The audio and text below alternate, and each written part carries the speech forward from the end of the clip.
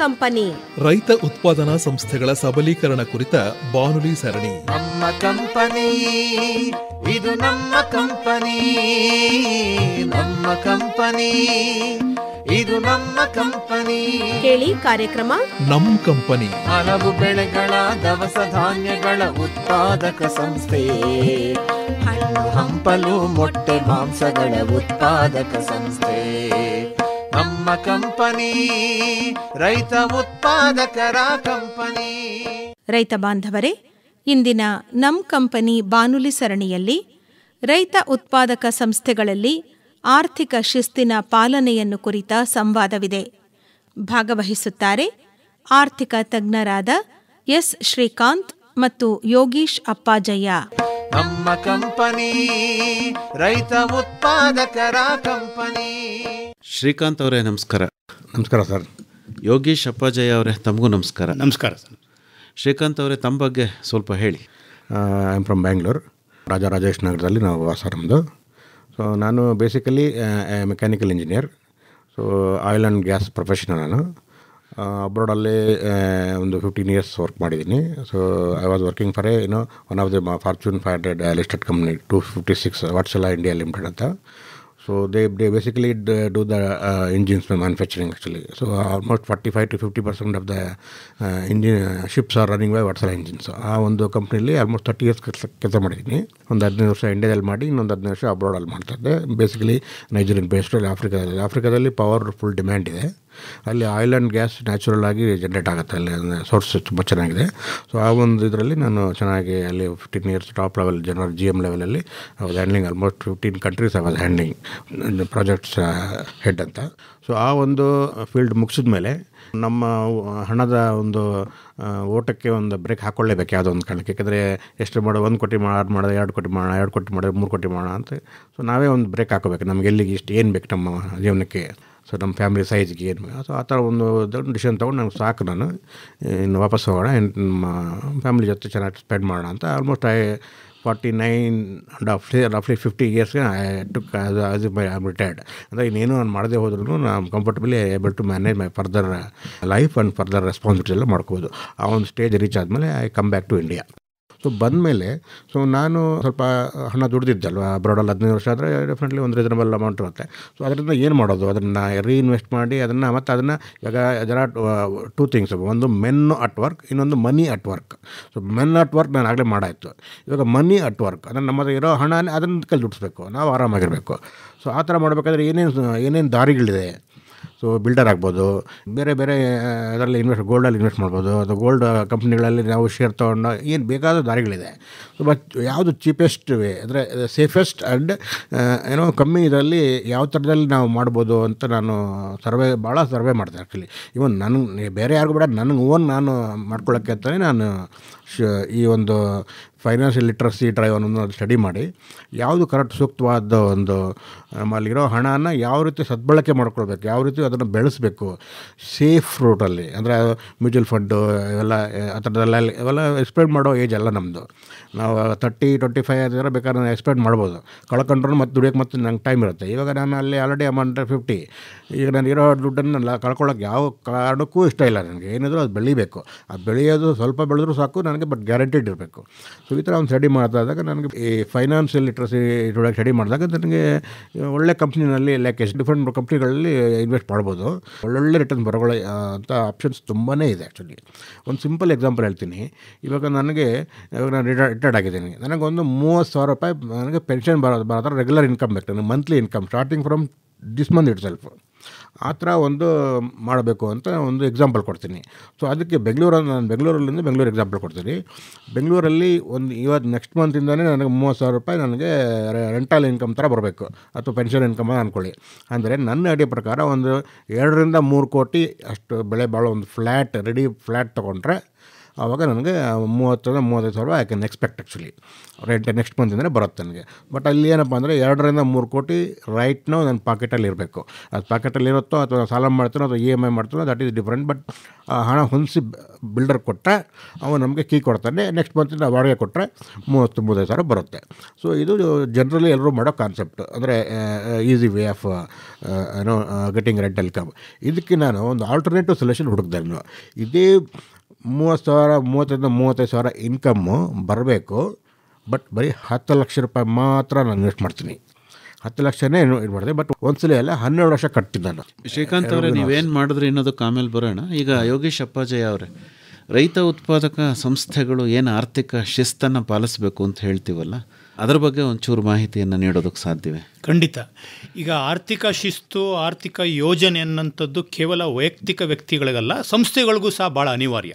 ಅದರಲ್ಲೂ ವಿಶೇಷವಾಗಿ ಈಗ ರೈತ ಉತ್ಪಾದಕ ಕಂಪನಿಗಳಿಗೆ ಏನು ಕೇಂದ್ರ ಸರ್ಕಾರ ಇರ್ಬೋದು, ರಾಜ್ಯ ಸರ್ಕಾರಗಳಿರ್ಬೋದು, ಅಥವಾ ಪ್ರತಿಯೊಂದು ರಾಜ್ಯದ ಇಲಾಖೆಗಳು ಮತ್ತು ನಿಗಮ ಮಂಡಳಿಗಳಿಗೆ ಭಾಳ ದೊಡ್ಡ ಮಟ್ಟದಲ್ಲಿ ರೈತ ಉತ್ಪಾದಕ ಕಂಪನಿಗಳನ್ನು ಏನು ಇವತ್ತು ರಚನೆ ಮಾಡ್ತಾ ಇದ್ದಾರೆ ಮತ್ತು ಈಗಾಗಲೇ ರಚನೆ ಆಗಿದೆ. ಈಗ ಭಾಳಷ್ಟು ರೈತ ಉತ್ಪಾದಕ ಕಂಪನಿಗಳು ಎಲ್ಲಿ ಎಡವಿದ್ದಾರೆ ಅಂತ ನೀವು ನನ್ನನ್ನು ಪ್ರಶ್ನೆ ಮಾಡೋದಾದರೆ, ಬಹುತೇಕ ಅಷ್ಟರಲ್ಲಿ ಆರ್ಥಿಕ ಶಿಸ್ತಿಂದನೂ ಎಷ್ಟೋ ರೈತ ಉತ್ಪಾದಕ ಕಂಪನಿಗಳು ಮುಚ್ಚಿರೋಂಥ ನಿದರ್ಶನಗಳು ನಮ್ಮ ಮುಂದೆ ಇದೆ. ಖಂಡಿತ. ಯಾಕಂದರೆ ಈಗ ಯಾವುದೇ ಒಂದು ಸಂಸ್ಥೆ ನಡೆಸಬೇಕಂದ್ರೆ ಬೇರೆ ಬೇರೆ ವಿಚಾರಗಳು ಬರ್ತದೆ. ಒಂದು ಆಡಳಿತ ವಿಷಯಗಳಿರ್ಬೋದು, ಅಥವಾ ನಾವೇನು ಆಪ್ರೇಷನ್ಸು, ಅಡ್ಮಿನ್ನು ಅಥವಾ ಅಕೌಂಟ್ಸು, ಫೈನಾನ್ಸ್ ಅಂತ ಏನು ಹೇಳ್ತೇವೆ, ಅದರಲ್ಲಿ ಎಲ್ಲದಕ್ಕೂ ಮುಖ್ಯ ಬೆನ್ನೆಲುಬು ಯಾವುದು ಅಂದರೆ ಹಣಕಾಸು. ಹಣಕಾಸಿನಲ್ಲಿ ಯಾವಾಗ ಶಿಸ್ತಿರುತ್ತೆ, ಹಣಕಾಸು ನಿರ್ವಹಣೆಯಲ್ಲಿ ಯಾವಾಗ ಒಂದು ವ್ಯವಸ್ಥಿತವಾಗಿ ಮಾಡ್ತಾರೆ, ಅವಾಗ ಯಾವುದೇ ಒಂದು ಸಂಸ್ಥೆ ಆಗಲಿ, ಯಾವುದೇ ಒಂದು ಕುಟುಂಬ ಆಗಲಿ, ಯಾವುದೇ ಒಂದು ವ್ಯಕ್ತಿ ಅದನ್ನು ಏನು ವ್ಯವಸ್ಥಿತವಾಗಿ ಅದನ್ನು ನಡ್ಸ್ಕೊಂಡು ಹೋಗಲಿಕ್ಕೆ ಸಾಧ್ಯ. ಈ ನಿಟ್ಟಿನಲ್ಲಿ ರೈತ ಉತ್ಪಾದಕ ಕಂಪನಿಗಳಿಗೂ ಸಹ ಆರ್ಥಿಕ ಶಿಸ್ತು, ಆರ್ಥಿಕ ಯೋಜನೆ ಮತ್ತು ಆರ್ಥಿಕ ಸಾಕ್ಷರತೆ ಭಾಳ ಅನಿವಾರ್ಯನೂ ಹೌದು, ಅವಶ್ಯಕವೂ ಹೌದು. ಎಲ್ಲ 1-2-3 ಉದಾಹರಣೆ ಸಹಿತ ವಿವರಿಸೋಕ್ಕೆ ಸಾಧ್ಯವೇ?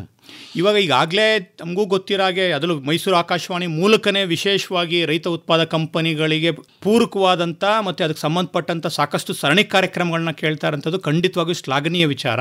ಅದು ಅವಶ್ಯಕನೂ ಹೌದು. ಈಗಾಗಲೇ ಭಾಳಷ್ಟು ಬೇರೆ ಬೇರೆ ತಾಂತ್ರಿಕ ವಿಷಯಗಳು ಮತ್ತು ಅದರ ನಿರ್ವಹಣೆ ಬಗ್ಗೆ ಕಾರ್ಯಕ್ರಮಗಳು ನಡೀತಾ ಇದೆ.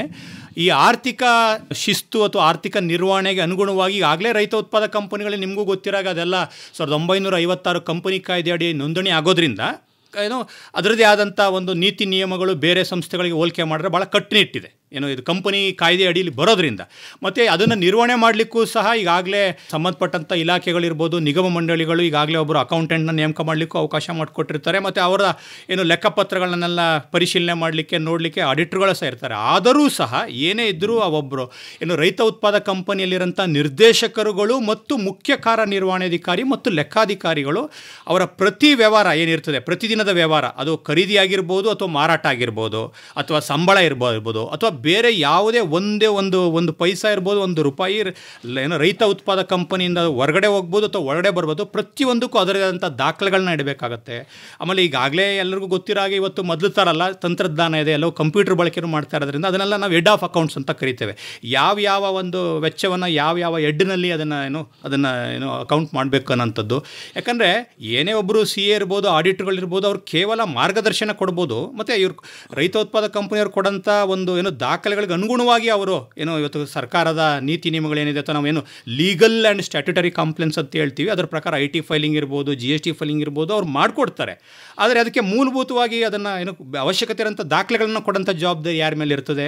ರೈತ ಉತ್ಪಾದಕ ಕಂಪನಿಯ ಲೆಕ್ಕಾಧಿಕಾರಿ ಇರ್ಬೋದು ಅಥವಾ CEOಗಳು ಅಥವಾ ಅಧ್ಯಕ್ಷರು ಮತ್ತು ಎಲ್ಲ ನಿರ್ದೇಶಕರುಗಳು ಜವಾಬ್ದಾರಿ ಇರ್ತದೆ. ಹಾಗಾಗಿ ನನ್ನ ಸಲಹೆ ಅಥವಾ ನನ್ನ ಕಿವಿ ಮಾತು ಏನಂತಂದರೆ, ಆಡಳಿತ ಮತ್ತು ಬೇರೆ ಎಷ್ಟು ಮುಖ್ಯನೋ ಎಲ್ಲದಕ್ಕಿಂತ ಮುಖ್ಯ ಹಣಕಾಸು ನಿರ್ವಹಣೆ, ಇದ್ರ ಪಡೆ ಹೆಚ್ಚು ಒತ್ತು ಕೊಡಬೇಕಾದ ಅವಶ್ಯಕತೆ ಇದೆ ಅಂತ ನಾನು ಈ ಸಂದರ್ಭದಲ್ಲಿ ಹೇಳಲಿಕ್ಕೆ ಇಷ್ಟ. ಯೋಗೀಶ್ ಅಪ್ಪಾಜಯ್ಯ ಅವರೇ, ಈಗ ರೈತ ಉತ್ಪಾದಕ ಸಂಸ್ಥೆಗಳು, ಎಷ್ಟೋ ಸಂಸ್ಥೆಗಳು ಇವತ್ತು ಆದಾಯ ಮಾಡುವಂತಹ ಒಂದು ಹಂತಕ್ಕೆ ಬಂದು ತಲುಪಿದ್ದಾವೆ. ಅದು ಅವರು ಬಿಸ್ನೆಸ್ ಮೂಲಕ ಮಾಡ್ತಾ ಇರುವಂತಹ ಆದಾಯ. ಈ ತರಹ ಬಂದಂತಹ ಆದಾಯವನ್ನು ಅವರು ಹೂಡಿಕೆ ಮಾಡೋದು ಒಳ್ಳೆಯದು ಅನ್ನೋದು ನಿಮ್ಮದು ಅಭಿಪ್ರಾಯನ ಹೇಗೆ? ಈಗ ಬಂದಂಥ ಆದಾಯವನ್ನು ಹೂಡಿಕೆ ಮಾಡೋಂಥದ್ದು ಈಗಾಗಲೇ ಶ್ರೀಕಾಂತ್ ಅವರು ಮಾತಾಡ್ತಿದ್ದಾಗ ಹೇಳ್ತಾ ಇದ್ರು, ಹಣವನ್ನು ದುಡಿಯೋ ಇದನ್ನಲ್ಲೂ ಸಾಕಷ್ಟು ಅವಕಾಶಗಳು. ಯಾಕಂದರೆ ಈಗಿರಂಥ ಇದನ್ನು ಮಾತಾಡ್ತಾ ಇದ್ದೇನೆ. ಈಗ ಬಹುತೇಕ ರೈತ ಉತ್ಪಾದಕ ಕಂಪನಿಗಳಿಗೆ ಬಂದಿರೋಂಥ ಆದಾಯ ಹಣ ಎಲ್ಲ ಬಹುತೇಕ ಅವರೇನು ಕರೆಂಟ್ ಅಕೌಂಟ್ ಅಂತ ಏನು ಕರಿತೇವೆ ಅಲ್ಲಿ ಇರ್ತದೆ. ಈಗ ನಾವು ಉಳಿತಾಯ ಖಾತೆ ಇರ್ಬೋದು ಅಥವಾ ಕರೆಂಟ್ ಅಕೌಂಟನ್ನು ತೊಗೊಳ್ಳೋದಾದರೆ, ಇವತ್ತು ಹಾಲಿ ಇರೋಂಥ ವ್ಯವಸ್ಥೆಯಲ್ಲಿ ಅದು ಬರೋಂಥ ಬಡ್ಡಿಗೆ ನಾವು ಲೆಕ್ಕ ಹಾಕೊಳ್ಳೋದಾದರೆ ಬಹುಶಃ ಅದನ್ನು ಅಲ್ಲಿ ಇಡ ಬದಲಾಗಿ ಬೇರೆ ಬೇರೆ ರೀತಿಯ ಕಾನೂನು ಚೌಕಟ್ಟಿನಲ್ಲಿ ಬರೋಂಥ ಹೂಡಿಕೆ ಮಾಡಲಿಕ್ಕೆ ಸಾಕಷ್ಟು ಅವಕಾಶಗಳಿದೆ. ಆ ನಿಟ್ಟಿನಲ್ಲಿ ಏನಾಗಿದೆ, ನಾನು ಆಗಲೇ ಹೇಳ್ದಂಗೆ ಭಾರತ ದೇಶದಲ್ಲಿ ನಾನು ಯಾವುದೋ ಒಂದು ಅಂಕಿಅಂಶ ನೋಡ್ತಾ ಇದ್ದಾಗ ಭಾರತದಲ್ಲಿ ಆರ್ಥಿಕ ಸಾಕ್ಷರತೆ ಅನ್ನೋಂಥದ್ದು ಭಾಳ ಕಡಿಮೆ ಅಂತ ಭಾಳ ಪರಿಣಿತರು ಹೇಳ್ತಾರೆ. ಮತ್ತು ನಾನು ಬೇರೆ ಬೇರೆ ಕಾರ್ಯಕ್ರಮಗಳು ಕೇಳಲ್ಪಟ್ಟಿರೋಂಥದ್ದು ಸುಮಾರು 12% ಅಥವಾ 17% ಒಳಪಟ್ಟಿದೆ ಅಂತ ಹೇಳ್ತಾರೆ, ಅದು ಎಲ್ಲ ಒಟ್ಟಾರೆ. ಹಾಗಾಗಿ ಆರ್ಥಿಕ ಸಾಕ್ಷರತೆ ಅನ್ನೋದು ಇಲ್ಲದೇ ಇರೋದ್ರಿಂದ ನಮ್ಮಲ್ಲಿ ಇರೋಂಥ ಹಣವನ್ನು ಯಾವ ರೀತಿ ದುಡಿಯಾಗಿ ಮಾಡಬೇಕು ಮತ್ತು ಯಾವ ರೀತಿ ಅದು ಇನ್ನೂ ಹೆಚ್ಚು ಆದಾಯ ಬರೋ ನಿಟ್ಟಿನಲ್ಲಿರೋಂಥ ಅವಕಾಶಗಳಿದೆ, ಅದನ್ನು ತಿಳ್ಕೊಳ್ಳೋ ನಿಟ್ಟಿನಲ್ಲಿ CEO ಅಥವಾ ಲೆಕ್ಕಾಧಿಕಾರಿಗಳು ಅಥವಾ ಸಂಬಂಧಪಟ್ಟಂಥ ನಿರ್ದೇಶಕರುಗಳು ತಿಳ್ಕೊಳ್ಳೋಂಥ ಅನಿವಾರ್ಯತೆ ಇದೆ ಅನ್ನೋಂಥದ್ದು ಸೂಕ್ತ. ಮುಂದುವರಿಸಿ ಶ್ರೀಕಾಂತ್ ಅವರೇ, ತಾವು ಹೇಳ್ತಾ ಇದ್ದಂತಹ ವಿಚಾರ. ಅದೇ ನಾನು ಆವಾಗಲೇ ಹೇಳ್ತಾ ಇದ್ದಾಗೆ, ಯಾವುದೇ ಒಬ್ಬ ಮನುಷ್ಯನಿಗೆ ಅವರು ಪ್ರೊಫೆಷನ್ ಯಾವುದೇ ಆಗಿರ್ಬೋದು, ರೈತರಾಗಿರ್ಬೋದು, ಸ್ಯಾಲರಿಡ್ ಪರ್ಸನ್ ಆಗಿರ್ಬೋದು, ಯಾರೇ ಆಗಿರಲಿ, ಅಥವಾ ಒಂದು ಕಂಪನಿನೇ ಆಗಿರ್ಬೋದು, ಯಾರೇ ಆಗಲಿ ಫಾರ್ ದಟ್ ಮ್ಯಾಟರ್, ಉಳಿತಾಯ ಅನ್ನೋದು ಸಿಸ್ಟಮ್ಯಾಟಿಕ್ ಆಗಿ ಆರ್ಗನೈಸ್ ಆಗಿ ಮಾಡ್ಕೊಳ್ಳೇಬೇಕಾಗುತ್ತೆ. ನನಗೆ ಗೊತ್ತಿರೋ ಹಾಗೆ ಮನುಷ್ಯನ ಜೀವನದಲ್ಲಿ 3 ಹಂತಗಳು, 3 ರಿಕ್ವೈರ್ಮೆಂಟ್ಗಳು, 3 ಜವಾಬ್ದಾರಿಗಳು ಅಂತಾರೆ ಅದನ್ನು ಕನ್ನಡದಲ್ಲಿ. ಅದು ಬಹಳ ಮುಖ್ಯ. ಅದನ್ನು ನಿಮ್ಗೆ ಇಷ್ಟ ಇದೆ ಇಲ್ಲೋ ಅಂತ ಕೇಳಿದರೆ ಬಂದೇ ಬರ್ತದೆ ಪ್ರತಿಯೊಬ್ಬ ಮನುಷ್ಯನಿಗೂ. ಆ 3 ಯಾವುದು ಅಂತ ಹೇಳ್ತೀನಿ. ಮೊದಲನೆಯದು ಮಕ್ಕಳ ವಿದ್ಯಾಭ್ಯಾಸ. ಇದನ್ನು ಯಾರಾದರೂ ತಪ್ಸೋಕ್ಕಾಗತ್ತಾ? ಕೂಲಿ ಮಾಡೋವನಾಗಲಿ, ಒಬ್ಬ CEO ಲೆವೆಲ್ ಮನುಷ್ಯ ಆಗಲಿ, ಇದು ಕಂಪಲ್ಸರಿ. ಇದು ಎರಡನೇದು ಮಕ್ಕಳ ಮದುವೆ. ಇದನ್ನು ತಪ್ಸೋಕ್ಕಾಗಲ್ಲ. ಇದನ್ನು ಒಂಥರ ನಾಟ್ ಆಪ್ಷನಬಲ್. ಇದು ಮೂರನೇದಾಗಿ ರಿಟೈರ್ಮೆಂಟ್. ನಾವು ಮಕ್ಕಳು ವಿದ್ಯಾಭ್ಯಾಸ ಆಯಿತು, ಮಕ್ಕಳನ್ನ ಬೆಳೆಸಿ ಮದುವೆ ಮಾಡಿ ಕಳಿಸಿದ್ವು, ಅವ್ರವ್ರು ನೋಡ್ಕೊತಾರೆ. ಆಮೇಲೆ ನಾವು ನಮ್ಮ ಹೆಂಡತಿ, ನಮ್ಮ ಸಂಗಾತಿ, ಅವರಿಬ್ಬರು ನೋಡ್ಕೊಳ್ಳೋಕೆ ನಾವು ಒಂದು ಪ್ಲ್ಯಾನ್ ಮಾಡ್ಕೊಂಡಿರ್ಬೇಕು. ಈಗಿನ ನಿಮಗೆ ಭಾಳ ಜನಕ್ಕೆ ಗೊತ್ತಿದೆ ಇಲ್ವೋ, ಮೆಡಿಕಲ್ ಅಡ್ವಾನ್ಸ್ಮೆಂಟ್ ಹೇಗೆ ನಡೀತದೆ ಅಂದರೆ, ಒಂದು WHO ವರ್ಲ್ಡ್ ಹೆಲ್ತ್ ಆರ್ಗನೈಸೇಷನ್ ಹೇಳೋ ಪ್ರಕಾರ ಮೊದಲು 87 ಇತ್ತು, 85 to 87 is the human living. ಇವಾಗ ಇನ್ನು ನೆಕ್ಸ್ಟ್ 10 to 12 yearsಗೆ this will go up to 92 to 95 ಅಂತ ಹೇಳ್ತಾರೆ. ಯಾಕಪ್ಪ, ಇನ್ನು ಆಶ್ಚರ್ಯ ಆಗ್ಬೋದು, ಬಟ್ ಇಟ್ ಈಸ್ ಫ್ಯಾಕ್ಟ್. ಅಲ್ಲ, ಈಗ ಹಣವನ್ನು ದುಡಿಯೋಕ್ಕೆ ಹೇಗೆ ಹಚ್ಬೋದು ಅದನ್ನು ಹೇಳಿ. ಅಲ್ಲ, ಅಲ್ಲಿಗೆ ಬರ್ತೀನಿ. I am come to same point. ಇವಾಗ ಯಾಕೆ ಇದನ್ನು ಹೇಳ್ತಾ ಇದ್ದೀನಿ ಅಂದರೆ, ನಾವು ಅಷ್ಟು ದಿನ ಬದುಕ್ತೀವಿ ಅಂತ ಅಂದಾಗ ನಾವು ಮುಂಚಿನ ಸಹಾಯಕ್ಕಂತೂ ಅನುಮತಿನೇ ಇಲ್ವಲ್ಲ. ಸೊ ಅಷ್ಟು ದಿನ ಬದುಕಕ್ಕೆ ನಾವು ಅಷ್ಟು ಆ ಟೈಮಲ್ಲಿ ದುಡಿಯೋಕ್ಕೂ ಆಗಲ್ವಲ್ಲ. ಸೊ ನಾವು ಹೆಂಗೆ ನಾವು ದುಡಿಯೋ ವಯಸ್ಸು ಏನಿದ್ರೆ ಬರೀ 25 to 60 ವರ್ಷ ಅಷ್ಟೇ. ಇಷ್ಟರಲ್ಲೇ ನಾವು ದುಡಿದು ಈ 3 ಹಂತಗಳನ್ನ ನಾವು ಮಾಡ್ಕೋಬೇಕು. ಕಂಪಲ್ಸರಿ ನಾನು ಹೇಳಿದ್ನಲ್ಲ, ಆ 3 ಹಂತಗಳಿಗೆ ಬೇಕಾಗಿರೋ ವ್ಯವಸ್ಥೆಗಳು ಮಾಡ್ಕೋಬೇಕು ನಾವು. ಅದಲ್ದಿರ ಬೇರೆ ಮನೆ ಕಟ್ಟೋದು, 1 ಮನೆ 2 ಮನೆ 3 ಮನೆ, ಕಾರ್ ತೊಗೋಬೇಕು, ಲಕ್ಸುರಿ ತೊಗೋಬೇಕು, ಅದೆಲ್ಲ ಆಪ್ಷನಲ್ ರಿಕ್ವೈರ್ಮೆಂಟು. ಬಟ್ ಈ 3 ಫಸ್ಟ್ ಹೇಳೋದು ಅದು ಕಂಪಲ್ಸರಿ ಪ್ರತಿಯೊಬ್ಬ ಮನುಷ್ಯನಿಗೂ. ಇದನ್ನು ಸಿಸ್ಟಮ್ಯಾಟಿಕ್ಕಾಗಿ ಮಾಡ್ಕೋಬೇಕು ಅಂತ ನನ್ನ ಒಂದು ಸಲಹೆ. ಯಾರಿಗೆ ಹೇಳ್ದಂಗೆ ಎಲ್ಲ ಹಂತದ ಜೀವಿತ ವ್ಯಕ್ತಿಗಳಿಗೂ ಇದು ಭಾಳ ಅವಶ್ಯಕತೆವಾದ್ದು. ಇದನ್ನು ಸಿಸ್ಟಮ್ಯಾಟಿಕ್ಕಾಗಿ ಮಾಡ್ಕೋಬೇಕು. ನಾವು ಏನು ಮಾಡಿದ್ರು ಅದು ಒಳ್ಳೆ ಬೆಳೆಯೋ ಥರ ಇರಬೇಕು, ಲಾಸ್ ಆಗೋ ಥರ ಇರಬಾರ್ದು. ಶೇರ್ ಮಾರ್ಕೆಟು ಅದೆಲ್ಲ ನಾನು ತಪ್ಪು ಅಂತ ಹೇಳಲ್ಲ, but at the same time ಅದು ಭಾಳ ಕೇರ್ಫುಲ್ಲಾಗಿ ಮಾಡಬೇಕಾಗತ್ತೆ. ಇನ್ನು ಕೆಲವು ಇನ್ವೆಸ್ಟ್ಮೆಂಟ್ಗಳಿದೆ, ಎಷ್ಟು ಸೇಫು, 100% ಸೇಫು, 100% ಗ್ಯಾರಂಟೀಡು. ಒಳ್ಳೆ ನಮಗೆ ಸಂಬಳ ಹೆಂಗೆ ನಾವು ದುಡಿತಾ ಇದ್ದಾಗ ಸಂಬಳ ಹೆಂಗೆ ಬರುತ್ತೆ, ಒಂದೊಂದು ತಾರೀಕಂತ ಢಣ್ ಅಂತ ನಮ್ಮ ಅಕೌಂಟ್ಗೆ ಹೆಂಗೆ ಬಂದು ಬೀಳುತ್ತೋ, ಅದೇ ಥರ ನಾವು ಸಾಯೋವರೆಗೂ, ನಾವು ದುಡಿಯೋ ಟೈಮಲ್ಲಿ ಸೇವ್ ಮಾಡಿ ನಾವು ಒಂದು 10 ವರ್ಷ 12 ವರ್ಷ ಮ್ಯಾಕ್ಸಿಮಮ್ ನಾವು ಒಂದು ಸ್ಪೆಸಿಫಿಕ್ ಹೂಡಿಕೆನಲ್ಲಿ ಹಾಕಿದ್ರೆ ಅದು ನಮ್ಮನ್ನು ಯಾವ ಥರ ಕಾಯುತ್ತೆ ಅಂದರೆ, ಎಷ್ಟೋ ಪ್ಲಾನ್ಗಳಿದೆ ಇವಾಗ ಒಳ್ಳೊಳ್ಳೆ ಕಂಪ್ನಿಗಳಿಗೆ. ಎಷ್ಟೆಷ್ಟು ಒಳ್ಳೊಳ್ಳೆ ಪ್ಲ್ಯಾನ್ಸ್ಗಳಿದೆ ಅಂದರೆ, ನೀವು ದುಡಿತಾರ ಅವಧಿಯಲ್ಲಿ ಒಂದು 12 ವರ್ಷ ನೀವು ಸೇವ್ ಮಾಡಿ ಒಂದು ಸ್ಪೆಸಿಫಿಕ್ ಪ್ಲ್ಯಾನ್ಸ್ ಇರುತ್ತೆ. ಅದರಲ್ಲಿ ಅದು ನಿಮ್ಮ ಈ 3 ಅವಶ್ಯಕತೆಗಳನ್ನು ಪೂರೈಸುತ್ತೆ. 3 ಅಂದರೆ ಯಾವುದು?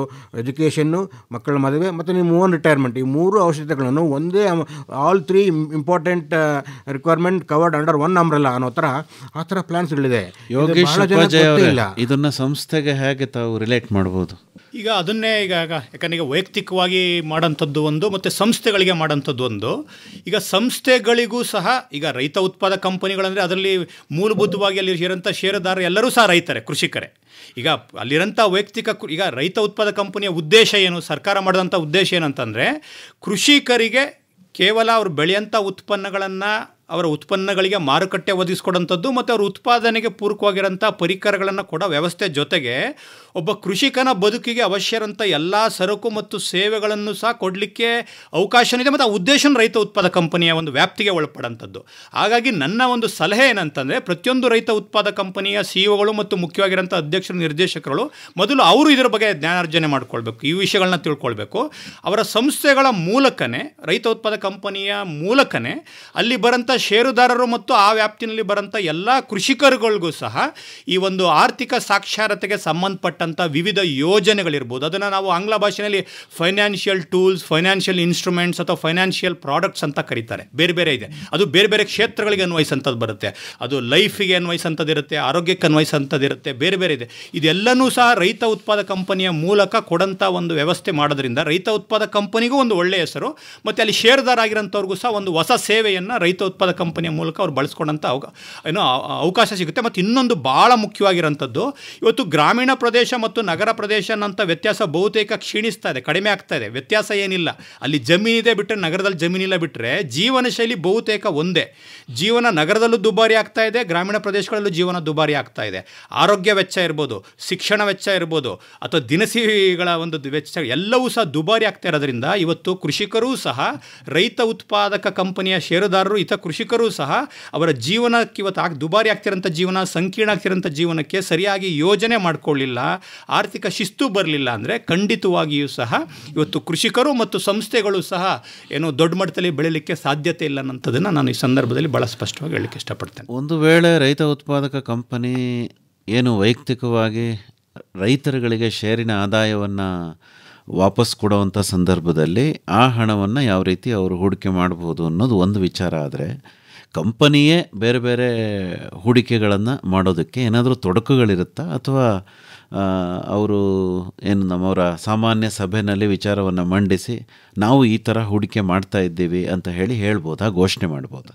ಈಗ ತಮಗೂ ಗೊತ್ತಿರಾಗ ಈಗ ರೈತ ಉತ್ಪಾದಕ ಕಂಪನಿ ಅನ್ನೋಂಥದ್ದು ಅದರಲ್ಲಿ ವಿಶೇಷ. ಯಾಕೆ ರೈತ ಉತ್ಪಾದಕ ಸಂಸ್ಥೆ ಅನ್ನೋಂಥದ್ದು ಸಾಮಾನ್ಯವಾಗಿ ನಾವು ಬಳಸೋಂಥದ್ದು, ಸಂಸ್ಥೆ ಅನ್ನೋದು ಅದು ಜನರಿಕ್ ಅಂತ ಕರಿತೀವಿ, ಜನರಿಕ್ ಟರ್ಮ್. ಈಗ ಬಹುತೇಕ ಭಾರತದಲ್ಲಿರೋಂಥ ರೈತ ಉತ್ಪಾದಕ ಸಂಸ್ಥೆಗಳು ನೋಂದಣಿಯಾಗಿರೋಂಥದ್ದು ಒಂದು ಸಹಕಾರ ಸಂಘಗಳ ಕಾಯ್ದೆಯಡಿ ನೋಂದಣಿಯಾಗಿದೆ, ಮತ್ತೊಂದು 1956 ಕಂಪನಿ ಕಾಯ್ದೆಯಡಿ ನೋಂದಣಿಯಾಗಿರೋಂಥದ್ದು. ಯಾವುದೇ ಒಂದು ಸಂಸ್ಥೆ, ಯಾವುದೇ ಒಂದು ಸಂಘ ಒಂದು ಕಾಯ್ದೆಯಡಿ ನೋಂದಣಿ ಇದೆ ಅಂದಮೇಲೆ ಅದರಲ್ಲಿ ಯಾವುದೇ ನಿರ್ಧಾರ ತೊಗೊಳ್ಬೇಕು ಅನ್ನೋದು, ಅದು ವಿಶೇಷವಾಗಿ ನಾವು ಈಗ ರೈತ ಉತ್ಪಾದಕ ಕಂಪನಿ ಬಗ್ಗೆ ಮಾತಾಡ್ತಾ ಇರೋದ್ರಿಂದ 1956 ಕಂಪನಿ ಆ್ಯಕ್ಟ್ ಏನು ಹೇಳುತ್ತೆ ಅಂದರೆ ಯಾವುದೇ ಒಂದು ನಿರ್ಧಾರ, ಅದರಲ್ಲೂ ಇಂಥ ಮಹತ್ತರವಾದಂಥ ನಿರ್ಧಾರವನ್ನು, ಅದರಲ್ಲೂ ವಿಶೇಷವಾಗಿ ಷೇರುದಾರರಿಗೆ ಸಂಬಂಧಪಟ್ಟಂಥ ಹಣವನ್ನು ಬಳಕೆ ಮಾಡಬೇಕು ಅನ್ನೋದಾದರೆ ಅದರಲ್ಲೇ ಅದು ಕಡ್ಡಾಯವಾಗಿ ಅದು ಸಾಮಾನ್ಯ ಏನು ನಾವು AGM ಅಂತ ಏನು ಕರಿತೇವೆ, ಏನು ಆ ಒಂದು ಇದರಲ್ಲಿ ಅದನ್ನು ಎಲ್ಲ ಸದಸ್ಯರಿಗೂ ಅವರ ಮುಂದೆ ಅದನ್ನು ಮಂಡನೆ ಮಾಡಿ ಅದು ಬಹುಮತದಿಂದ ಎಲ್ಲ ನಿರ್ಧಾರ ತೊಗೊಂಡ್ಮೇಲೆ ಮಾಡಲಿಕ್ಕೆ ಅವಕಾಶ ಇದೆ. ಇನ್ನು ಷೇರುದಾರಿಗೆ ಬರೋಂಥ ಲಾಭಾಂಶ ನಿಮಗೂ ಗೊತ್ತಿರಾಗೆ ಅದು ಸಹಕಾರ ಕಾಯ್ದೆ ಆಗಿರ್ಬೋದು ಅಥವಾ ಕಂಪನಿ ಕಾಯ್ದೆನಲ್ಲಿ ಅವರಿಗೆ ಡಿವಿಡೆಂಡ್ ಲಾಭಾಂಶ ಅಂತ ಏನು ಕರಿತೀವಿ ಅದನ್ನು ಕೊಡಲಿಕ್ಕೆ ಅವಕಾಶ ಇದೆ. ಆದರೆ ಬಂದಂಥ ಲಾಭಾಂಶವನ್ನು ಬೇರೆ ಸದ್ಬಳಕೆ ಮಾಡ್ಕೊಳ್ಳಿಕ್ಕೆ ಈ ರೀತಿ ಇನ್ನೂ ಆದಾಯ ಬೇರೆ ರೀತಿಯಲ್ಲಿ ಅದನ್ನು ಆದಾಯ ಅಭಿವೃದ್ಧಿ ಮಾಡೋ ನಿಟ್ಟಿನಲ್ಲಿ ಅದನ್ನು ಮಾಡೋ ವಿಚಾರಗಳೇನಾರ ಏನು ಅವರ ಗಮನಕ್ಕೆ ಬಂದಲ್ಲಿ ಅದನ್ನು ಅಳವಡಿಕೆ ಮಾಡೋಕ್ಕಿಂತ ಮುಂಚೆ ಕಡ್ಡಾಯವಾಗಿ ಅವರು ಏನು AGM ಅಥವಾ ಸರ್ವ ಸದಸ್ಯರ ಸಾಮಾನ್ಯ ಸಭೆ ಅಂತ ಏನಾಗುತ್ತಲ್ಲ ಅಲ್ಲಿ ಮಂಡನೆ ಮಾಡಿ ತಗೊಳ್ಬೇಕಾದಂಥದ್ದು ಅವಶ್ಯನೂ ಹೌದು, ಅನಿವಾರ್ಯನೂ ಹೌದು. ಯಾವ ಸಂಸ್ಥೆನಲ್ಲಿ ನಾವು ಹೂಡಿಕೆ ಮಾಡ್ತೀವಿ ಅನ್ನೋ ವಿಚಾರ ಬೇಡ ಶ್ರೀಕಾಂತ್ ಅವರೇ, ಆದರೆ ಹಣವನ್ನು ಹೂಡಿಕೆ ಮಾಡೋದಕ್ಕೆ ಏನೇನು ಅವಕಾಶಗಳಿದೆ ಮತ್ತು ಹೇಗೆ ಹೂಡಿಕೆ ಮಾಡಬೇಕು ಅಂತ ಹೇಳ್ತೀರಿ? ಒಳ್ಳೆ ಪ್ರಶ್ನೆ ಕೇಳಿದ್ರಿ. ನಾನು ಹಣವನ್ನು ಯಾವ ಸಂಸ್ಥೆಯಲ್ಲಿ ಮಾಡಿ ಅಂತ ನಾನು ಅಷ್ಟೊಂದು ಸ್ಪೆಸಿಫಿಕಾಗಿ ಹೇಳಲ್ಲ. ಬಟ್ ಈ ಸಂಸ್ಥೆನ ಹೂಡಿಕೆ ಮಾಡುವಾಗ ಪ್ರತಿಯೊಬ್ಬರು ಭಾಳ ಕೇರ್ಫುಲ್ಲಾಗಿ ನೋಡಿ ಯಾವುದು ಸಂಸ್ಥೆ ನಾವು ಸೆಲೆಕ್ಟ್ ಮಾಡ್ತಾ ಇದ್ದೀವಿ ಅದು ಅದ್ರ ಬ್ಯಾಕ್ಗ್ರೌಂಡು ಅದೆಲ್ಲ ನೋಡ್ಕೊಂಡು ಮಾಡೋದು ಅವಶ್ಯಕತೆ ಇದ್ದೇ ಇರುತ್ತೆ. ಯಾಕಂದರೆ ನಮ್ಮ ಕಷ್ಟಪಟ್ಟ ಹಾರ್ಡ್ ಅಂಡ್ ಮನಿ ವೇಸ್ಟ್ ಆಗಬಾರ್ದು. ಆ ಒಂದು ಉದ್ದೇಶದಿಂದ ನಾನು ಒಳ್ಳೆ ಸೆಲೆಕ್ಟ್ ಮಾಡಿ ಕೇರ್ಫುಲ್ಲಾಗಿ ಮಾಡಿ ಮತ್ತು ಗ್ಯಾರಂಟೀಡ್ ರಿಟರ್ನ್ ಥರ ಇರಬೇಕು ಅದನ್ನೇ ಪ್ರಿಫರ್ ಮಾಡಿ.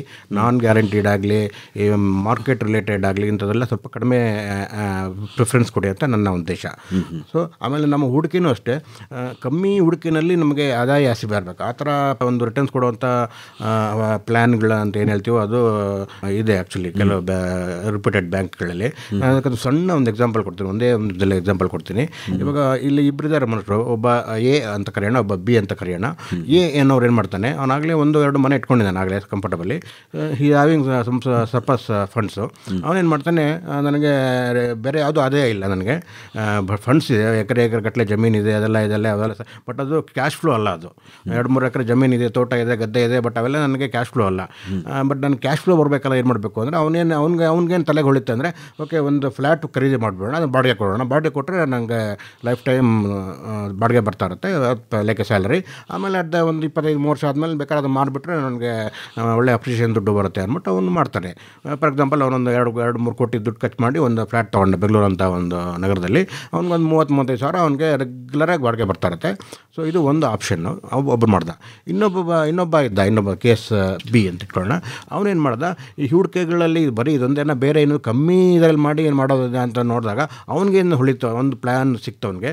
ಅವ್ನು ಬರೀ ಅದೇ 35 ಲಕ್ಷ ಅರ್ನ್ ಮಾಡ್ತಾಯಿದ್ದಾನೋ, ಅವನು ಲೈಫ್ ಟೈಮ್ ಅರ್ನ್ ಮಾಡ್ತಾಯಿದ್ದಾನೆ. ಬಟ್ ಅವ್ನು ಇನ್ವೆಸ್ಟ್ ಮಾಡೋದೇನಪ್ಪ ಅಂದರೆ ಬರೀ 10 ಲಕ್ಷ ಇನ್ವೆಸ್ಟ್ ಮಾಡ್ದ. ಅದು 10 ವರ್ಷ ಕಟ್ಟೋ ಥರ.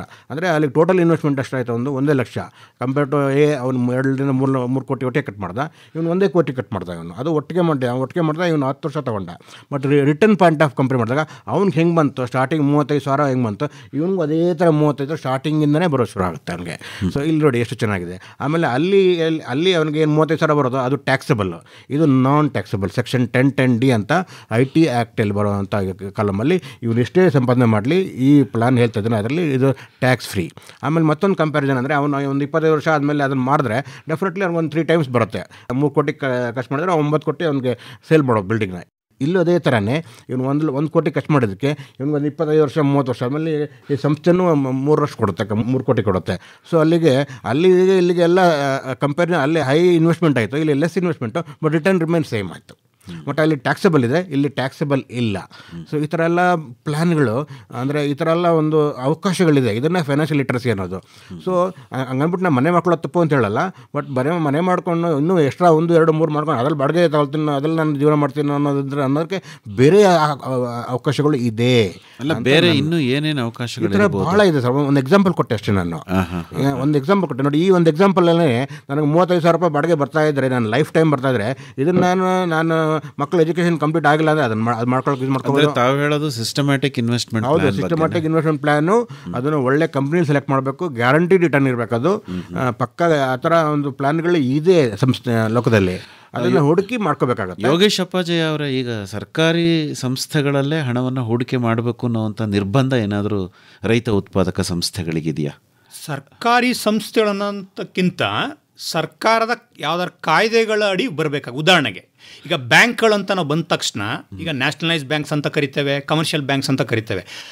ಈಗ ಕಾನೂನು ಏನು ಹೇಳ್ತೆ ನಮ್ಮ ದೇಶದಂತಂದರೆ ಯಾವುದೇ ಬ್ಯಾಂಕ್ ಆದರೂ ಅದರಲ್ಲೇನೋ ನ್ಯಾಷನಲೈಸ್ಡ್ ಆಗಿರ್ಬೋದು, ಕಮರ್ಷಿಯಲ್ ಬ್ಯಾಂಕ್ಸ್ ಆದರೂ ಸಹ ಅದೆಲ್ಲದಕ್ಕೂ ಸಹ ಏನೋ ಅದನ್ನು ನಿಬಂಧನೆ ಮಾಡಲಿಕ್ಕೆ ಮತ್ತು ಅವುಗಳನ್ನ ನಿರ್ವಹಣೆ ಮಾಡಲಿಕ್ಕೆ ಮತ್ತು ಅವಕ್ಕೆ ಒಂದು ಕಾನೂನು ಚೌಕಟ್ಟಿನಲ್ಲಿ ಕೆಲಸ ಮಾಡಲಿಕ್ಕೆ RBI ಅಂತ ಕರಿತೀವಿ, ರಿಸರ್ವ್ ಬ್ಯಾಂಕ್ ಆಫ್ ಇಂಡಿಯಾ ಅಂತ ಬರುತ್ತೆ. ಅದರಲ್ಲಿ ನ್ಯಾಷನಲೈಸ್ ಬ್ಯಾಂಕು ಅಥವಾ ಕಮರ್ಷಿಯಲ್ ಬ್ಯಾಂಕ್ ಅಂತ ನಾವು ಮೇಲ್ನೋಟಕ್ಕೆ ವ್ಯತ್ಯಾಸ ಇದ್ದರೂ ಅವು ಕೆಲಸ ಮಾಡೋಂಥ ನಿರ್ವಹಣೆ ಎಲ್ಲರೂ ಸಹ ಒಂದೇ ಕಾನೂನು, ಎಲ್ಲರೂ ಆ ಕಾನೂನು ಚೌಕಟ್ಟಿನಲ್ಲಿ ಕೆಲಸ ಮಾಡೋಂಥದ್ದು. ಹಾಗಾಗಿ FPOಗಳು ಕೇವಲ ನ್ಯಾಷನಲೈಸ್ ಬ್ಯಾಂಕ್ನಲ್ಲೇ ಅಕೌಂಟ್ ಮಾಡಬೇಕು, ಕಮರ್ಷಿಯಲ್ ಆ ಥರ ಬರೋದಿಲ್ಲ. ಮತ್ತು ಎರಡನೇದು ಈಗಾಗಲೇ ಶ್ರೀಕಾಂತ್ ಅವ್ರು ಕೆಲವು ಪ್ರಸ್ತಾಪ ಮಾಡ್ತಾಯಿದ್ರು. ಈಗ ಹೂಡಿಕೆ ಅಂತ ಬಂದಾಗ ಈಗ ಭಾರತ ದೇಶದಲ್ಲಿ ಅದರಲ್ಲೂ ಹಣಕಾಸಿಗೆ ಸಂಬಂಧಪಟ್ಟಂತ ಬಂದಾಗ ಕೆಲವು ಸಂಸ್ಥೆಗಳು ಬರುತ್ತೆ.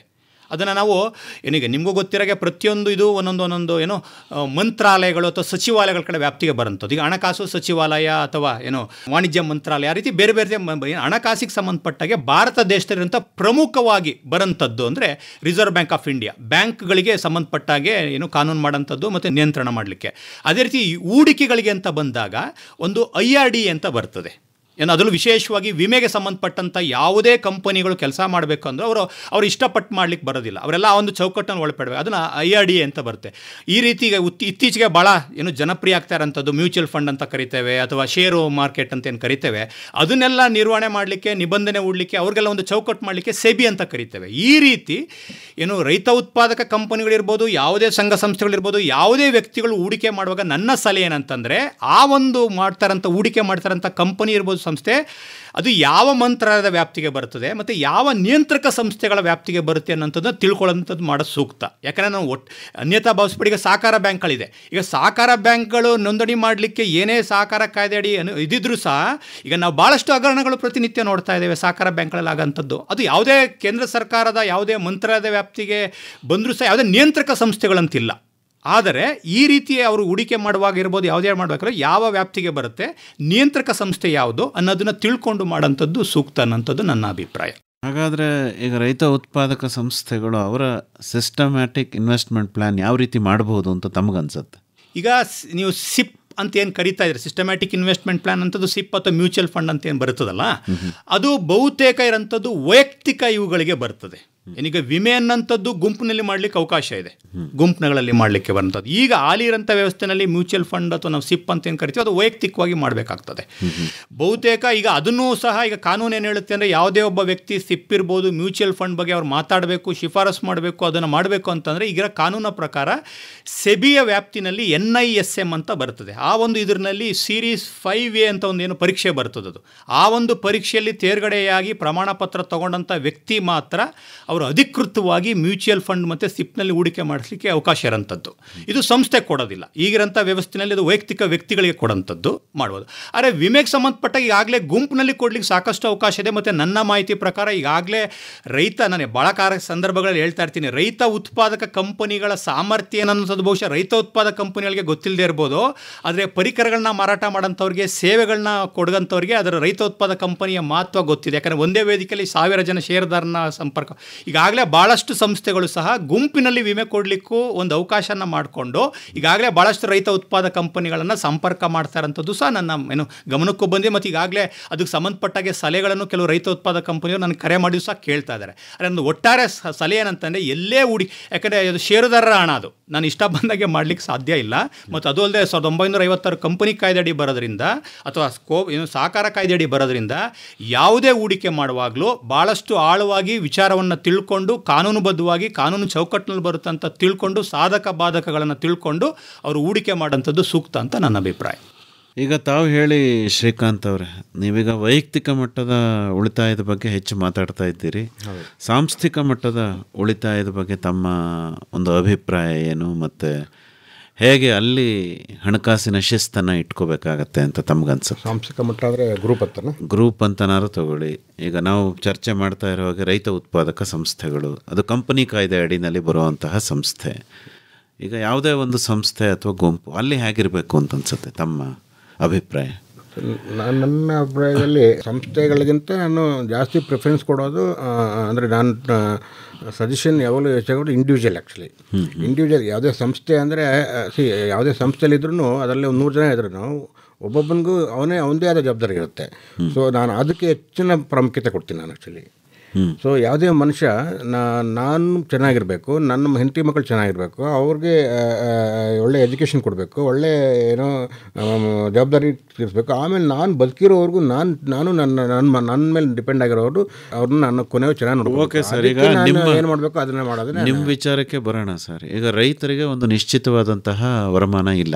ಹೌದು, ಖಂಡಿತ. ಅಂದರೆ ಈಗ ವ್ಯವಸಾಯದ ಬಹುದೊಡ್ಡ ಸಮಸ್ಯೆನೇ ಅದು ಅಲ್ವಾ? ಗ್ಯಾರಂಟಿ ಇರಲ್ಲ, ಮಳೆ ಬರಲಿಲ್ಲ ಅಂದರೆ ಮತ್ತು ಎರಡನೇ ಅಂಶ ಏನಪ್ಪ ಅಂದರೆ ರೈತ ಯಾವುದಾದ್ರೂ ಒಂದು ಹಣಕಾಸು ಸಂಸ್ಥೆಯಿಂದ ಸಾಲವನ್ನು ಪಡೆದು ವ್ಯವಸಾಯವನ್ನು ಮಾಡುವಂತಹ ಪರಿಸ್ಥಿತಿನೇ ಇರುತ್ತೆ. ಹೌದು. ಈ ಎರಡು ಸಂದರ್ಭನ ಗಮನದಲ್ಲಿ ಇಟ್ಕೊಂಡು ರೈತರು ಯಾವ ರೀತಿ ಹಣಕಾಸಿನ ಹೂಡಿಕೆ ಮಾಡಬಹುದು ಅನ್ನೋದು ತಮ್ಮ ಅಭಿಪ್ರಾಯ? ನಾನು ಖಂಡಿತ ಇದನ್ನು ಪಾಯಿಂಟ್ ಒಪ್ಕೊತೀನಿ. ರೈತರಿಗೆ ಕಾನ್ಸ್ಟೆಂಟ್ ರೆಗ್ಯುಲರ್ ಆದಾಯ ಇರೋದಿಲ್ಲ. ಆಮೇಲೆ ಅವರು ಕಷ್ಟಪಟ್ಟು ಬೆಳೆ ಬೆಳೆದ್ರೂ ಅದು ಎಂಡ್ ರಿಸಲ್ಟ್ ಬರೋವರೆಗೂ ಗ್ಯಾರಂಟಿ ಇರೋದಿಲ್ಲ. ಹಾಗಾಗಿ ಅವ್ರು ಪರ್ಟಿಕ್ಯುಲರ್ಲಿ ಈ ಥರ ವ್ಯಕ್ತಿಗಳ ಒಂದು ಗ್ರೂಪ್ನಲ್ಲಿ ನಾನು ಹೇಳೋದು, ಅವ್ರು ಏನು ದುಡಿತಾರೋ ಅದರಲ್ಲಿ ಒಂದು ಪೋರ್ಷನನ್ನು ಅವರು ಉಳಿತಾಯ ಮಾಡಲೇಬೇಕು ಕಂಪಲ್ಸರಿ. ಯಾಕೆಂದರೆ ನಾವು ಈಗಲೇ ಇವಾಗ ಸಂಬಳ ಸ್ಯಾಲ್ರಿಡ್ ಪರ್ಸನ್ಗಾದರೆ ಅಟ್ಲೀಸ್ಟ್ 60 ವರ್ಷವರೆಗೋದ್ರೆ ಅವ್ನಿಗೆ ಸ್ಯಾಲ್ರಿ ಬರ್ತದೆ. ಗೌರ್ಮೆಂಟ್ ಕೆಲಸ ಆಗಿರ್ಬೋದು, ಪ್ರೈವೇಟ್ ಆಗಿರ್ಬೋದು, ಅವ್ನು ಹೆಂಗೋ ಮಾಡ್ಕೊಂಡು ಹೋಗ್ತಾನೆ. ಆಮೇಲೆ ಅವ್ನಿಗೆ 60 ವರ್ಷ ಇಲ್ಲ, ಅದೂ ಇಲ್ಲ ಇಲ್ಲಿ. ಸೊ ಹಾಗಾಗಿ ನಾವು ದುಡಿಯೋ ಒಂದು ಟೈಮಲ್ಲೇ ನಾವು ಸೇವ್ ಮಾಡ್ಕೋಬೇಕು. ಅದು ಎಷ್ಟು ಮಾಡ್ಕೋಬೇಕು, ಎಷ್ಟು ಅದು ಇಂಡಿವಿಜುವಲ್ ಕೆಪಾಸಿಟಿಗೆ ಬಿಟ್ಟಿದ್ದ ವಿಚಾರ. ಅದು ಕೆಲವರು 1000 ರೂಪಾಯಿ ಸೇವ್ ಮಾಡ್ತಾರೋ ತಿಂಗಳಿಗೆ, ಕೆಲವರು 10,000 ರೂಪಾಯಿ ಸೇವ್ ಮಾಡ್ತಾರೋ, ಅದು ಅವ್ರ ತಕ್ಕ ಶಕ್ತಿ ಅದನ್ನು ಮಾಡಿಕೊಳ್ಳೇಬೇಕು. ನೀವು ರೈತರಾಗಿರಲಿ, ಇಲ್ಲ ಸ್ಯಾಲ್ರಿಡ್ ಪರ್ಸನ್ ಆಗಿರಲಿ, ಇಲ್ಲ ಎಂಟರ್ಪ್ರನರ್ ಆಗಿರಲಿ, ಯಾರೇ ಆಗಿರಲಿ, ನೀವು ದುಡಿಯೋ ಶಕ್ತಿ ಆವಾಗ ಆ ಒಂದು ಪೀರಿಯಡಲ್ಲೇ ನೀವು ಏನಾದರೂ ಒಂದು ಮಾಡ್ಕೊಳ್ಬೇಕು. ಅದು ನಿಮಗೆ ಗ್ಯಾರಂಟಿಯಾಗಿ ನಿಮಗೆ ಕೈ ಹಿಡಿಯುತ್ತೆ. ಅದು ಅಲ್ದಿರ ಬೇರೆ ಎಲ್ಲ ಸೋರ್ಸ್ ಅಲ್ಲಿದ್ದರೆ ಅದು ಬೋನಸ್ ಅಂತ ಇಟ್ಕೊಳ್ಳಿ. ಸೊ ಒಂದು ಸೋರ್ಸ್ ಆಫ್ ಇನ್ಕಮ್ ನಾನು ಸಾಯೋವರೆಗೂ ನನಗಿದು ಕೈ ಹಿಡಿಯುತ್ತೆ, ಇವರೆಲ್ಲ ಕೈ ಬಿಟ್ಟರು ನನಗಿದೊಂದು ಕೈ ಹಿಡಿಯುತ್ತೆ ಅನ್ನೋ ಒಂದು ದಾರಿನ ಮಾಡ್ಕೊಳ್ಳೇಬೇಕು ಅಂತ ಶ್ರೀಕಾಂತ್ ಉದ್ದೇಶ. ಇನ್ನೂ ಒಂದು ವಿಚಾರ ಇದೆ. ಎಷ್ಟೋ ಸಂದರ್ಭಗಳಲ್ಲಿ ರೈತರು ಯಾವುದೋ ಒಂದು ಬೆಳೆ ಹಾಕ್ತಾರೆ. ಈಗ ಶುಂಠಿ ತಗೊಳ್ಳಿ, ಈ ವರ್ಷ ಕಮ್ಮಿ ಇದೆ, ಆದರೆ ಕೆಲವು ವರ್ಷಗಳಲ್ಲಿ ಶುಂಠಿಗೆ ವಿಪರೀತವಾದ ದರ ಬರುತ್ತೆ. ಎಕರೆಗೇನೆ 6 ರಿಂದ 8 ಲಕ್ಷ ಆದಾಯ ಮಾಡಿರೋರು ಇದ್ದಾರೆ. ಟೊಮೆಟೊದಲ್ಲಿ ವಿಪರೀತವಾಗಿ ಬೆಲೆ ಬಂದು 2 ರಿಂದ 3 ಲಕ್ಷ. ಈ ಥರ ಸಡನ್ನಾಗಿ ಹಣ ಬಂದಾಗ ಏನು ಮಾಡ್ಬೋದು? ಹೌದು, ಇದನ್ನು ಹೇಳ್ತಾರೆ. ಸಡನ್ನಾಗಿ ಬಂದಾಗಲೂ ಹೂಡಿಕೆ ಮಾಡೋವಂಥ ಆಪ್ಷನ್ಗಳಿದೆ. ಅಥವಾ ರೆಗ್ಯುಲರ್ ಆಗಿ ಸಿಸ್ಟಮ್ಯಾಟಿಕ್ ಆಗಿ ನಾನು ಕಟ್ಕೊಂಡು ಹೋಗ್ತೀನಿ ಅನ್ನೋದು ಹೂಡಿಕೆಗಳಲ್ಲಿ ಬೇಕಾದಷ್ಟು ಅವಕಾಶಗಳಿದೆ. ಒಟ್ಟಿಗೆ ಲಂಸಮ್ ಒನ್ ಟೈಮ್ ಇನ್ವೆಸ್ಟ್ಮೆಂಟ್ ಥರನೂ ಮಾಡ್ಬೋದು, ಇಲ್ಲ ಪೀರಿಯಾಡಿಕಲಿ ಮಾಡ್ಬೋದು. ಆ ಥರ ಅವಕಾಶಗಳಿದೆ ಆ್ಯಕ್ಚುಲಿ. ಅದನ್ನು ಅವರು ಕರೆಕ್ಟಾಗಿ ಫೈನಾನ್ಷಿಯಲ್ ಅಡ್ವೈಸಿಂದ ಅಡ್ವೈಸ್ ತೊಗೊಳ್ಬೇಕು. ಯಾವುದು ರೈಟ್ ನನಗೆ, ಯಾವುದು ಸರಿ ನನಗೆ ಅನ್ನೋ ಅಥರೈಸ್ಡ್ IRDA ಆಗಲಿ ಅಥವಾ RBI ಆಗಲಿ ಅಥವಾ SEBI ಆಗಲಿ ಅಥರೈಸ್ಡ್ ಅಡ್ವೈಸರಿಂದ ಅಡ್ವೈಸ್ ತೊಗೊಂಡು ಅವರು ಮಾಡಿದ್ರೆ ಅದಕ್ಕೆ ಖಂಡಿತ ಅವರು ದಾರಿಗಳು ತೋರಿಸ್ತಾರೆ. ಅವರು ಯೋಗೀಶ್ ಅಪ್ಪಾಜಿ ಅವರು ತಮ್ಮ ಚಿಂತನೆ ಏನು ಈ ವಿಚಾರದಲ್ಲಿ? ಅದೇ ಈಗಾಗಲೇ ಶ್ರೀಕಾಂತ್ ಅವ್ರು ಪ್ರಸ್ತಾಪ ಮಾಡಿದಾಗೆ ಇವತ್ತು ನಾನು ಆಗಲೇ ಹೇಳ್ದಂಗೆ ವೇಗದ ಬದುಕು, ದುಬಾರಿ ಬದುಕು. ಈಗ ನಮ್ಮ ಮಕ್ಕಳ ವಿದ್ಯಾಭ್ಯಾಸಕ್ಕೆ ನಾವೇ ವ್ಯವಸ್ಥೆ ಮಾಡ್ಕೊಳ್ಬೇಕು ಅಥವಾ ನಮ್ಮ ನಿವೃತ್ತಿಗೆ ನಾವೇ ಮಾಡ್ಕೊಳ್ಬೇಕು. ಮತ್ತು ಆರೋಗ್ಯದ ಬಗ್ಗೆ ಹೇಳ್ಬೇಕಂದ್ರೆ ಇವತ್ತು ನಾನು ಆಗಲೇ ಪ್ರಸ್ತಾಪ ಮಾಡ್ದಂಗೆ ಆರೋಗ್ಯದ ಸಮಸ್ಯೆಗಳು ಕೇವಲ ನಗರ ಪ್ರದೇಶಗಳಿಗಲ್ಲ, ಗ್ರಾಮೀಣ ಪ್ರದೇಶಗಳಲ್ಲೂ ಇವತ್ತು ಮನೆಗಳಲ್ಲೂ ಸಹ ನಾವು ಆರೋಗ್ಯದ ಸಮಸ್ಯೆ ನೋಡ್ತಾ ಇದ್ದೇವೆ. ಒಂದು ವಿಚಾರ, ರೈತ ಹೇಳೋದು ನಂದು ನಿವೃತ್ತಿ ಇಲ್ಲದ ಬದುಕು ಅಂತ. ಅಂದರೆ ವ್ಯವಸಾಯ ಅನ್ನೋದು ಕಡೆಗಾಲದವರೆಗೂ ಮಾಡ್ಬೋದು ಅಂತ. ಆದರೆ ಎಷ್ಟೋ ಜನ ಹೇಳ್ತಾರೆ ವ್ಯವಸಾಯದಲ್ಲೂ ಒಬ್ಬ ರೈತ ನಿವೃತ್ತಿಯನ್ನು ತಗೋಬೇಕಾಗತ್ತೆ ಅಂತ. ಮುಂದುವರಿಸಿ ಸರ್ ತಮ್ಮ. ಖಂಡಿತ. ಈಗ ನಿವೃತ್ತಿ ಅನ್ನೋಂಥದ್ದು ಯಾವ ಒಂದು ಏನೋ ಈಗ ಒಂದಂತೂ ಕಟು ಸತ್ಯ. ಈಗ ಕೆಲವರು ಹೇಳ್ತಾರೆ ನಾನು ಕಡೆ ಉಸಿರಿರೋವರೆಗೂ ದುಡಿತಾ ಇರ್ತೇನೆ, ಅದು ಇರಬೇಕದು ಆ ಒಂದಿದು. ಆದರೂ ಸಹ ಒಂದು ವಯಸ್ಸು ಮತ್ತು ಒಂದು ಶಕ್ತಿ ಚೈತನ್ಯ ಅನ್ನೋಂಥದ್ದು ಏನು ಮಾಡಲಿಕ್ಕಾಗಲ್ಲ, ಅದು ಕ್ರಮೇಣವಾಗಿ ಕ್ಷೀಣಿಸ್ತಾ. ಅಂದರೆ ಯಾವ ಅರ್ಥದಲ್ಲಿ ಹೇಳ್ತಾ ಇದೀವಿ ಅಂದರೆ ಈಗ 40 ವರ್ಷ 30 ವರ್ಷದಲ್ಲಿ ನಾವು ಕೆಲಸ ಮಾಡೋ ಥರ ಬಹುಶಃ 60 70 80 ಇದ್ದಾರೆ, ಇನ್ನು ಬಹುಶಃ ಈಗಲೂ ಇದ್ದಾರೆ. ಆದರೆ ಬೆರಳಿಕೆ ಒಂದು ಕಟು ಸತ್ಯ ಹೇಳೋಣ, ಒಂದು ಕಾಲದಲ್ಲಿ ಇತ್ತು. ಈಗ ನಮ್ಮ ತಂದೆಯವರು ನಮ್ಮ ತಾತವ್ರ ಕಾಲದಲ್ಲಿ ಇದ್ದಂಥ ಜೀವನ ಶೈಲಿ, ಆಗಿದ್ದಂಥ ಆಹಾರ ಪದ್ಧತಿಗೂ ಇವತ್ತಿಗಿರೋಂಥ ಜೀವನ ಶೈಲಿಗೂ ಆಹಾರ ಪದ್ಧತಿಗೂ ಹೋಲಿಕೆ ಮಾಡಿದಾಗ ಬಹುತೇಕ ನಮ್ಮ ತಾತ ತಂದೆಯವರಿದ್ದ 60 ವರ್ಷ ಇದ್ದವ್ರು ಇವತ್ತು 60 ವರ್ಷದಲ್ಲಿರೋಂಥ ರೈತರು ಇರ್ತಾರ, ಬಹುಶಃ ಅದು ನಾವೆಲ್ಲ ಪ್ರಶ್ನೆ ಮಾಡ್ಕೊಳ್ಳೋಂಥ ವಿಚಾರ. ಆ ನಿಟ್ಟಿನಲ್ಲಿ ನನ್ನ ಭಾಳ ಸಲಹೆ ಏನಂತಂದರೆ ಏನೋ ಈಗ ಈ ದುಬಾರಿ ಆಗ್ತಿರೋಂಥ ಜೀವನ ನಮ್ಮ ಹತೋಟಿಲಿಲ್ಲ. ಆರೋಗ್ಯ ವೆಚ್ಚ, ಶಿಕ್ಷಣ ವೆಚ್ಚ ಅಥವಾ ದಿನನಿತ್ಯದ ಜೀವನ ಬಡಿಸ್ಲಿಕ್ಕೆ ಈ ನಿಟ್ಟಿನಲ್ಲಿ ನೀವು ಆಗಲೇ ಒಂದು ಒಳ್ಳೆ ವಿಷಯ ಹೇಳಿದ್ರಿ. ಈಗ ಕೆಲವು ಬೆಳೆಗಳಲ್ಲಿ ಈಗ ಒಂದು ರೀತಿ ಕೃಷಿ ಅನ್ನೋಂಥದ್ದು ಜೂಜು ಎಲ್ರಿಗೂ ಗೊತ್ತಿರೋಂಥದ್ದೇ. ಒಂದು ಮಳೆ ಇರ್ಬೋದು, ಆದಾಯ ಯಾವಾಗ ಬರುತ್ತೆ ಮಾರುಕಟ್ಟೆ ನಮ್ಮ ಹತೋಟಿಲಿಲ್ಲ. ನನ್ನ ಕಿವಿ ಮಾತು ಏನಂತಂದರೆ ಯಾವುದೋ ಒಂದು ಬೆಳೆ ಬಂಪರ್ ಬಂದಾಗ ಏನು ಮಾಡ್ತೀವಿ ಅಂದರೆ ಆ ಹಣವನ್ನು ಯಾವ ರೀತಿ ಸದ್ಬಳಕೆ ಮಾಡ್ಕೊಳ್ತೀವಿ. ಅದರ ಶ್ರೀಕಾಂತ್ ಅವ್ರು ಪ್ರಸ್ತಾಪ ಮಾಡಿದ್ದೇನಂತಂದರೆ ಖಂಡಿತ ಈಗ ಒಬ್ಬ ಕೆಲಸಗಾರನಿಗೆ ಏನಾಗ್ತಾನೆ ಪ್ರತಿ ತಿಂಗಳು ಇಂತಿಷ್ಟ ಮಾಸಿಕ ಸಂಬಳ ಅಂತ ಬರ್ತದೆ, ಅದರಲ್ಲಿ ಇಷ್ಟು ಶೇಕಡ ಉಳಿಸ್ಬೋದು. ಆದರೆ ರೈತರಿಗೆ ಯಾವುದೋ ಒಂದು ಬೆಳೆ ಬಂಪರ್ ಬಂದಾಗ ಬರಂಥ ಹಣದಲ್ಲಿ ಕಡ್ಡಾಯವಾಗಿ ಶೇಕಡ 20 ಶೇಕಡ 30 ಎಷ್ಟು ಹಣವನ್ನು ಕಡ್ಡಾಯವಾಗಿ ಅವರು ಉಳಿತಾಯ ಮಾಡಬೇಕಾಗ್ತದೆ. ಯಾಕಂದರೆ ಮುಂದಿನ ವರ್ಷ ಮುಂದಿನ ಹಂಗಾಮಿನಲ್ಲಿ ಬರೋಂಥ ಬೆಳೆನಲ್ಲೂ ಹಣ ಬರುತ್ತೆ ಅಂತಿಲ್ಲ. ಈಗ ಮಕ್ಕಳುಗಳಿಗೆ ಈಗ ನಿಮಗೂ ಗೊತ್ತಿರಾಗೆ ಇವತ್ತು ಹಳ್ಳಿಗಳಲ್ಲೂ ಸಹ ಅವರ ಮಕ್ಕಳುಗಳು ಇಂಜಿನಿಯರಿಂಗ್ ಮಾಡ್ತಾರೆ ಅಂತವ್ರು ಇದ್ದಾರೆ, ಏನು ವೈದ್ಯಕೀಯ ಶಿಕ್ಷಣ ಮಾಡ್ತಾರೆ ಅಂತವ್ರು ಇದ್ದಾರೆ, ಬೇರೆ ಬೇರೆ ದೇಶಗಳಲ್ಲಿ ವಿದ್ಯಾಭ್ಯಾಸ ಅದನ್ನೆಲ್ಲ ಮಾಡಬೇಕಂದ್ರೆ ಹಣದ ಅವಶ್ಯಕತೆ ಇದ್ದೇ ಇರುತ್ತಲ್ಲ. ಈ ನಿಟ್ಟಿನಲ್ಲಿ ಹಣದ ಅವಶ್ಯಕತೆ, ಮನಿ ಸೇವ್ಡ್ ಇಸ್ ಮನಿ ಅರ್ನ್ಡ್ ಅಂತ ಕರೀತಾರೆ. ಉಳಿಸ್ತಂಥ ಹಣ ಗಳಿಸ್ತಂಥ ಹಣಕ್ಕೆ ಸಮಯ ಅಂತಾರೆ. ಯಾವಾಗ ಉಳಿಕೆ ಮಾಡಬೇಕಂದ್ರೆ ಯಾವಾಗ ಬಂಪರ್ ಯಾವುದೋ ಒಂದು ಒಳ್ಳೆ ಬೆಳೆಗಳಲ್ಲಿ ಹಣ ಬಂದಾಗ ಅದನ್ನು ಬೇರೆ, ಯಾಕಂದರೆ ಇವತ್ತು ಏನಾಗಿದೆ ಅನ್ನೋ ಕಟು ಸತ್ಯ ಅಂದರೆ ಬೇರೆಯವ್ರಿಗೆ ತೋರ್ಪಡಿಸ್ಕೊಳ್ಳೋಕೆ ಭಾಳಷ್ಟು ಜನ ನಾವೇನು ಮಾಡ್ತೀವಿ ಅಂದರೆ ಅವಶ್ಯಕತೆಗೂ ಮೀರಿ, ನಮ್ಮ ಅಗತ್ಯತೆಗೂ ಮೀರಿ, ನಮ್ಮ ಸಾಮರ್ಥ್ಯಕ್ಕೂ ಮೀರಿ ಮನೆ ಕಟ್ಸೋದಿರ್ಬೋದು, ಮದುವೆ ಮಾಡೋದಿರ್ಬೋದು, ಬೇರೆ ಬೇರೆ ತಗೊಳ್ಳೋಂಥದ್ದಿರ್ಬೋದು, ಅದನ್ನು ಮಾಡಬಾರ್ದು ಅಂತ ಹೇಳ್ತಿಲ್ಲ. ಮೊದಲನೇ ಆದ್ಯತೆ ಉಳಿತಾಯಕ್ಕಿರಲಿ, ಮೊದಲನೇ ಆದ್ಯತೆ ಭವಿಷ್ಯಕ್ಕಿರಲಿ, ಮೊದಲನೇ ಆದ್ಯತೆ ಮಕ್ಕಳ ವಿದ್ಯಾಭ್ಯಾಸಕ್ಕಿರಲಿ ಮತ್ತು ಆರೋಗ್ಯ ವೆಚ್ಚಕ್ಕಿರಲಿ ಅನ್ನೋದು ನನ್ನ ಸಲಹೆ. ಅಂದರೆ ಈಗ ರೈತ ಉತ್ಪಾದಕ ಸಂಸ್ಥೆಗಳೇನಿದ್ದಾವೆ ಅವು ವೈಯಕ್ತಿಕವಾಗಿ ಸಾಂಸ್ಥಿಕವಾದಂತಹ ಒಂದು ಹಣಕಾಸಿನ ಶಿಸ್ತನ್ನು ಇಟ್ಕೊಳ್ಳೋದ್ರ ಜೊತೆಗೆ ತನ್ನ ಸದಸ್ಯರಲ್ಲೂ ಕೂಡ ಒಂದು ಆರ್ಥಿಕ ಶಿಸ್ತನ್ನು ತರೋ ಪ್ರಯತ್ನವನ್ನು ಮಾಡಬೇಕು ಅಂತ ಹೇಳೋ ಪ್ರಯತ್ನ ತಾವು ಮಾಡ್ತಿದ್ದೀರಿ. ಖಂಡಿತ. ಹೌದಾ ಶ್ರೀಕಾಂತ್? ಆ ಥರ ಭಾವಿಸ್ಬೋದೆ? ಖಂಡಿತ.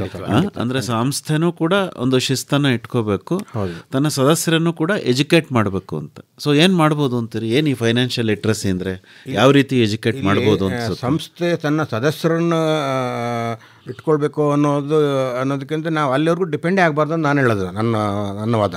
ಅಂದರೆ ನಾನು ಆಸ್ ಎ ಇಂಡಿವಿಜುವಲ್ ನನ್ನ ಕೇರ್ ತೊಗೋಬೇಕು. ಯಾಕಂದರೆ ನಾನು ಬೇರೆಯವ್ರ ಮೇಲೆ ಅವ್ರು ನನಗೆ ಹೇಳಿ ಅವ್ರು ಮಾಡಲಿ, ಅವ್ರು ಹೇಳ್ಮೇಲೆ ನಾನು ಮಾಡ್ತೀನಿ ಅನ್ನೋದಕ್ಕಿಂತ ನಮ್ಮ ಬುದ್ಧಿ ನಮ್ಮ ಕೈಲಿರಬೇಕು ಅಂತ ನಾನು. ಅಲ್ಲ, ಬಹಳಷ್ಟು ಜನ ಗ್ರಾಮೀಣ ಪ್ರದೇಶದಲ್ಲಿ ಈ ತರಹದ ಆಲೋಚನೆನೇ ಮಾಡೋಕ್ಕೆ ಹೋಗಿ ಅದನ್ನು ಮಾಡಬೇಕು. ಅಂದರೆ ಈಗ ಒಂದು ಸಂಸ್ಥೆ ಅನ್ನೋದು ಒಂದಿದೆ. ಸೊ ಅದು ಈಗ ಕೃಷಿ ಶಿಕ್ಷಣ ಕೊಡೋದ್ರ ಜೊತೆಗೆ ಆರ್ಥಿಕ ಶಿಕ್ಷಣ ಕೊಡ್ಬೋದು. ಸಂಸ್ಥೆಯವರು ಇನಿಷಿಯೇಟ್ ತಗೊಂಡು ಮಾಡಿದ್ರೆ ಖಂಡಿತ ಇಟ್ಸ್ ವೆಲ್ಕಮ್ ಅಲ್ವಾ? ಒಂದು ವೇಳೆ ಯಾಕಂದರೆ ಸಂಸ್ಥೆಗಳು 100 ಟೈಪ್ ಇರುತ್ತೆ, 100 ಡಿಫ್ರೆಂಟ್ ಇರುತ್ತೆ. ಒಬ್ಬರು ಮೇ ಬಿ ಮಾಡದೇ ಇರೋ ಸಂದರ್ಭದಲ್ಲಿ ಇವ್ರು ಮಿಸ್ ಮಾಡ್ಕೋಬಾರ್ದು, ಅವ್ರು ಮಾಡಲಿಲ್ಲ ತಾವಾಗೇ ಮಾಡ್ಕೋಬೇಕಾಗತ್ತೆ.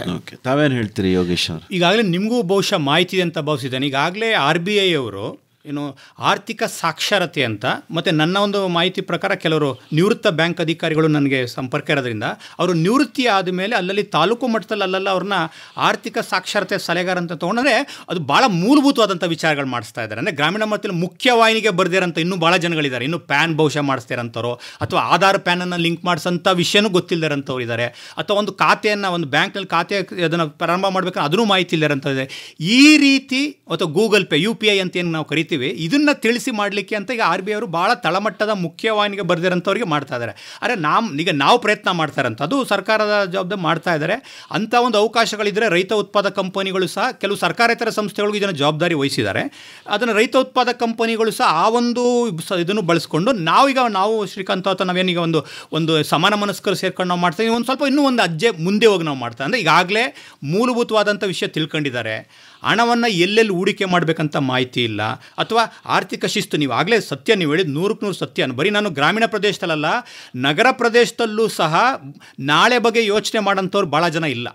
ನಾಳೆ ಬಗ್ಗೆ ಉಳಿತಾಯ ಮಾಡಬೇಕನ್ನೋದ್ರ ಬಗ್ಗೆ ಇನ್ನೂ ಭಾಳ ಅದು ಇತ್ತೀಚೆಗೆ ಭಾಳಷ್ಟು ಬಿಸಿ ತಾಗ್ತಾ ಇದೆ. ಅದರಲ್ಲೂ ವಿಶೇಷವಾಗಿ ಹೇಳ್ಬೇಕಂದ್ರೆ ಕೊರೋನಾ ಬಂದ ನಂತರ ಬಹುತೇಕ ಜನರ ವಿಚಾರಗಳು, ಜನರ ಮನಸ್ಥಿತಿಗಳು, ಜನರ ಮನೋಭಾವನೆ, ಚಿಂತನೆಗಳು ಬದಲಾಗಿದೆ.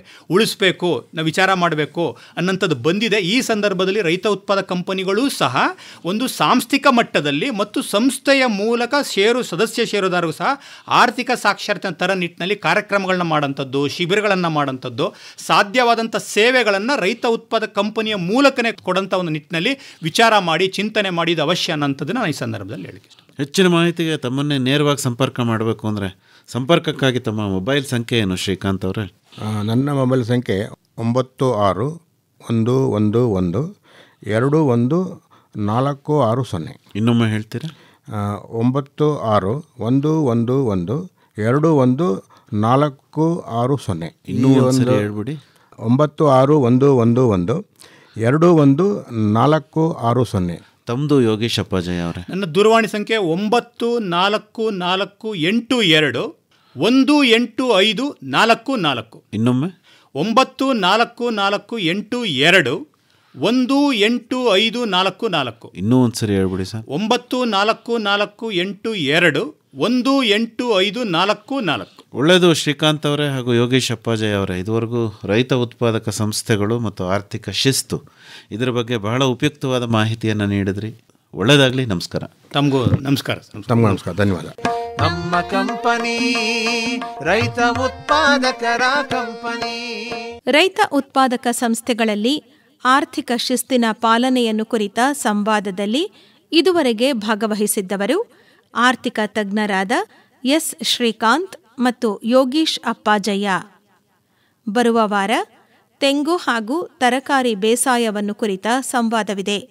ಪಾಲ್ಗೊಳ್ಳಲಿದ್ದಾರೆ ಮದ್ದೂರು ತಾಲೂಕು ಗೆಜ್ಜಲಗೆರೆಯ ಸಕ್ಕರೆ ನಾಡು ರೈತ ಉತ್ಪಾದಕ ಕಂಪನಿಯ ಅಧ್ಯಕ್ಷರಾದ GC ಮಹೇಂದ್ರ ಮತ್ತು ಮದ್ದೂರು ತಾಲೂಕು ಭಾರತೀನಗರದ ನೇಚರ್ ಪ್ಯೂರ್ ರೈತ ಉತ್ಪಾದಕ ಕಂಪನಿಯ ಅಧ್ಯಕ್ಷರಾದ ತಿಮ್ಮೇಶ್.